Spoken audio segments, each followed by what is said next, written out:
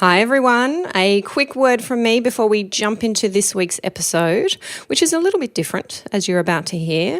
But first, I wanted to tell you about an event that is being held by the Women in Strata group on Thursday, the 5th of October in Sydney. Now, you'll hear me talk a little bit about Women in Strata in the episode you're about to hear, and this is really good timing for me to let you know that we're holding a breakfast event at Macquarie Bank in Sydney on the 5th of October, which is the official launch of the Women in Strata mentoring program. Now, this is for all women working in the strata sector, whether you're a manager, whether you're a service provider, women who want to tap into the power of either having a mentor or being a mentor. Women in Strata has the program for you. We're certainly going to have some men at the event as well, so please, men, don't hesitate to join us. More information from www.womeninstrata.com.au/events. Head over to that webpage and you can click through to register to attend the breakfast. Now, we've had breakfast hosted by Macquarie Bank for Women in Strata before. It was around this time last year. They put on a fabulous spread and it is a great opportunity to either catch up with or meet other like-minded people in the strata sector. So do jump in quick, secure your spot as spaces, as always, are very limited. womeninstrata.com.au/events. I can't wait to see you there. Now for this week's episode, enjoy. Welcome to Your Strata Property, the podcast for property owners looking for reliable, accurate and bite-sized information from an experienced and authoritative source. To access previous episodes and useful strata tips, go to www.yourstrataproperty.com.au.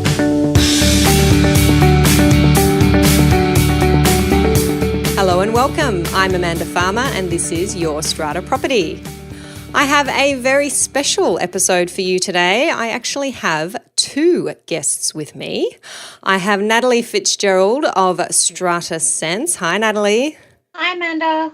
Natalie's been on the show before. Episode 21, we had a chat about strata management contracts under the new New South Wales law. And I also have with me the lovely Rena Van Alst of Strata Central. Hi, Rena. Hi, Amanda. Now, Rena's, of course, a regular now on the podcast, as each fortnight we discuss our week in strata. But something you may not know is that both Rena and Natalie serve as committee members on the Women in Strata committee. Now, you might have heard me mention Women in Strata before. It's a networking and support group for women working in strata management, which I set up about 2 years ago now after recognising that women working in the sector do have experiences that are unique to them as women. And I saw a need for a group that could support women strata managers, women working in strata management companies as they aim to be at the top of their game. If you want to find out more about Women in Strata, you can go to the website womeninstrata.com.au.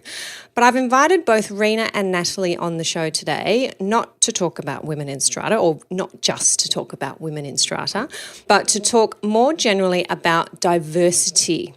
And the particular topic that we want to discuss is diversity on strata committees. Now, I know all three of us have been approached in recent times by committee members or aspiring committee members who feel that they'd like to sit on a strata committee, but for a range of reasons, they don't feel that they'd be supported in their nomination. They don't feel that they would be accepted as a committee member, that they'd fit in, that they're right for that role. And it's led to some discussion amongst the three of us about whether or not our strata committees are as diverse as they could be. If they aren't, is that a problem? And if it is, how do we solve that problem? So I thought a fabulous forum in which to have this discussion is indeed this podcast. And I'm going to start with you, Natalie. Why is diversity a critical issue when it comes to strata committees? Well, we live in a diverse community and our buildings are diverse. So it would make sense then that we expect our committees to represent a fair cross-section of all the people living in the buildings. And the downside, if they don't, is that a whole group of people, whether it be women, whether it be a certain ethnic group, suddenly feel shut out. It could be generational, but if the committee doesn't represent the whole cross-section of the building, then you're going to, whether it be perception or reality, have people feeling shut down from decision-making. What do you think, Rena? Yeah, I agree with what Natalie said. Warren Buffett famously keeps saying that if you don't employ women or let them have a voice in society, then you're missing out on half the population. So I think it's really important that, as Natalie has just said, society is diverse. Women make up half the population. Therefore, perhaps that is not reflected in ownership in strata plans. Sometimes that may not be the case, but I think that we should have diverse views in a building so that, in a sense, you get the best out of both worlds. You've got a diverse population giving you ideas that are perhaps different to what you're going to expect if you only had one type of committee member on your scheme. So. I think our default position very often when talking about diversity is to talk about gender, because it's something that is immediately obvious to us when we're sitting in a room and we find ourselves as the strata manager or the strata lawyer as the only woman in the room. But diversity is not just about gender. As Natalie said, it can be about ethnicity, cultural backgrounds. It can be about age. And and that's something that, as we do have people aging in place, as the academics say, and an aging population, we do have older people living in strata buildings and living in their buildings for longer. Are they represented on our committees? So maybe we could just touch on what is it that makes a diverse strata committee? We're talking about gender, we're talking about cultural background. What else helps us to achieve diverse strata committees? I think, Amanda, you touched on it. It's gender, it's ethnicity, it's age, it's taking a look at the building. Reality is certain buildings are going to attract certain members of the community. I run a training session on making sure you know what you're buying into, and then that's a building where the expectations and your lifestyle meet.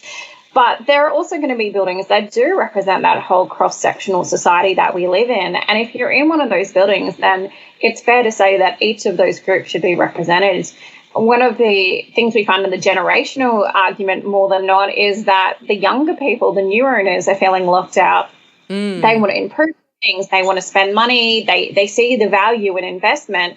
Whereas you might have older generations on fixed incomes who would rather not put money in the capital works fund, who'd rather not do improvements. And suddenly there's a whole demographic, and these are owners in their own right, feeling looked out from a contribution because the committee's been stacked against them. I also would add whether you have resident owners versus non-resident owners, whether you have professionals versus people that are not in profession. So you might have different interests, like you might have accountants, you might have designers, you might have people that are involved in landscaping. So those people also bring a different perspective and viewpoint when considering decisions. And as Natalie said, the generational one where, you do have people that are older and perhaps non-resident that don't want to spend money versus those who are younger and can see the value of improving their assets. Yeah, I think it would be a hard argument to make that a diverse committee is not a more highly functioning committee and perhaps a more successful committee. If we accept that position, that diverse committees are something we should be aiming for, how do we then achieve that? So for both of you as managers and working with committees very closely, what buildings do you see doing this really well, and what is it that they're doing differently to other buildings that maybe could do with a bit more diversity on their committees? I think it's certainly interesting the way committees or strata as a micro community can reflect the greater community we're in. There's no doubt, particularly in relation to gender, the reason I brought this up with you, Amanda, was because I had women come up to me and say, I want to be part of my committee. I don't feel confident in putting that forward. If I do, I'll be woman, I feel like I'm going to be bullied. And you're realizing that micro community is just a mirror reflection of what we're often fighting with in our real lives as well.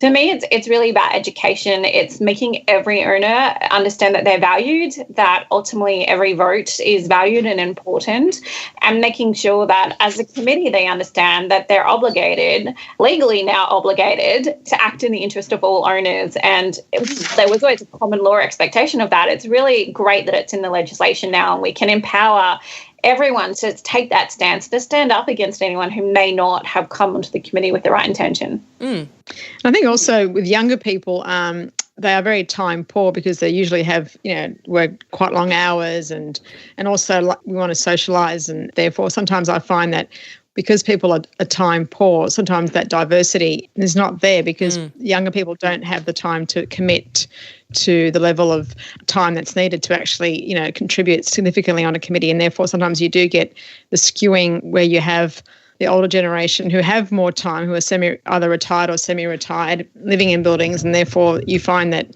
there is a tendency for those people perhaps to have a voice versus women who, sometimes don't feel that they can actually contribute, or they're made to feel that they're not able to contribute because of so sometimes it's actually not really said, but it's what's not said or what's insinuated, I think, for women. And perhaps, it's taking of numbers, things like that, where sometimes women are deliberately kept off committees. Yeah, I think that's a really good point you raised there, Rena, about people and perhaps younger people or people with young families. They feel like they're too busy to contribute something of value. And to me, that's a job for the incumbent committee members to be saying, hey, whatever contribution you can make is going to be valuable to us because we don't have somebody like you on our committee giving us your point of view as a young person or as a person with children in the building or as a woman. And whatever you can contribute, however insignificant you think it is, it's going to be significant to us because it's better than nothing. And so I would see that as the role of the existing committee, to be looking for those people, to be getting to know your neighbours, to be getting to know which ones have the special skills we've just been talking about, maybe can add something to the committee as a lawyer, as an engineer, as an accountant. We're about to embark on a project and we could really do with an architect or a landscaper like you. So you've got to know, first of all, who those people are so you know where to find them. And then encouraging those people to say, hey, I know you're busy. I know you've only got 5 minutes, but 5 minutes in a week to look at an email we've been circulating and let us have your view is going to help us take this building to the next level. It's also, I think, about embracing technology and the lifestyles and the way we communicate differently.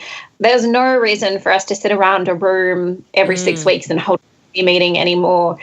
We've certainly started holding meetings remotely. You may have 1 or 2 people who prefer to be there in person and the others are there via whatever platform, you happen to use. There are communication platforms out there that people can use.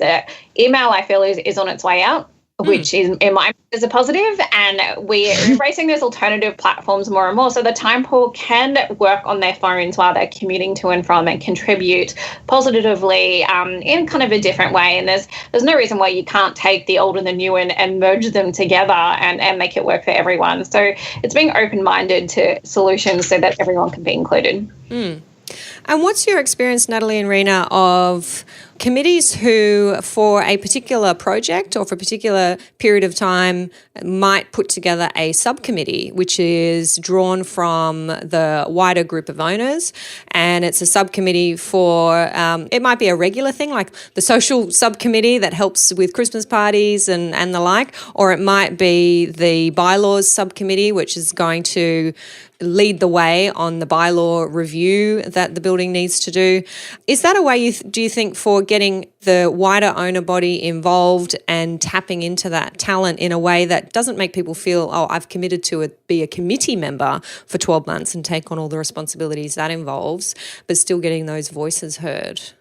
Yeah, I actually found that works quite well in the majority of buildings that embark on using subcommittees. The only downside that I've seen is sometimes the subcommittees think that they can actually make the decision. So sometimes they just have to be reminded that the subcommittee makes a recommendation and the committee is the ultimate body that can actually make the final decision. But it does work well. And people that have certain interests, like you said, Amanda, that don't want to be on the committee, that just like to deal with, like I said, bylaws, or if it's a design project, for example, a foyer renovation, and they've got some skills in that area or they've got contacts in that area, I've found that to be very, very helpful, and it actually, in a sense, expedites the project because you've got people working on the side that then can come back and report, and then the committee can make a well-informed decision based on what's been provided to them.